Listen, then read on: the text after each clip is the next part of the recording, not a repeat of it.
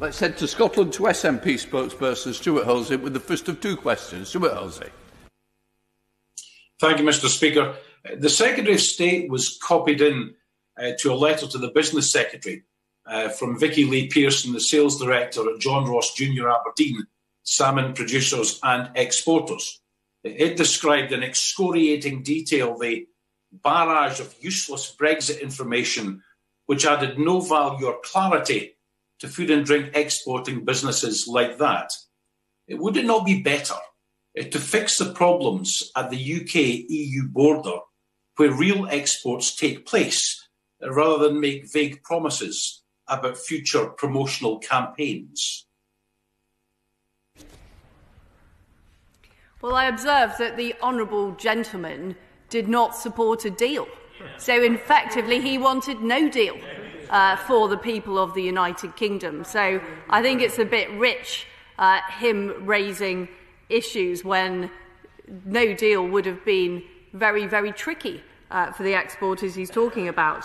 Now, £200 million was given to the Scottish Government to prepare to minimise disruption.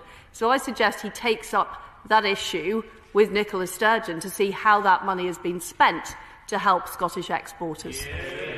Stewart Hosie. That was possibly the worst case of deflection I've ever seen, even from a Tory. Given that the Brexit advice on offer to allow businesses like John Ross Jr.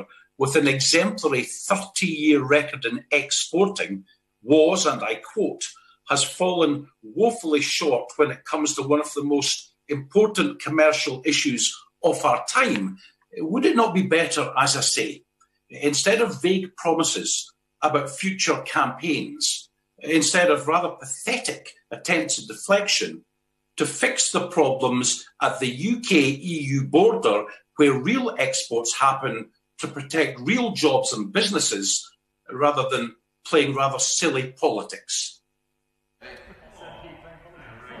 Well, my honourable friend, the Chancellor and Duchy of Lancaster, is working very hard with the Brexit Business Task Force to make sure that disruption is minimised and businesses are given support. But I think it's a perfectly reasonable point for me to raise the £200 million that is being given to the Scottish Government and how they're spending it. And the honourable gentleman's silence speaks volumes.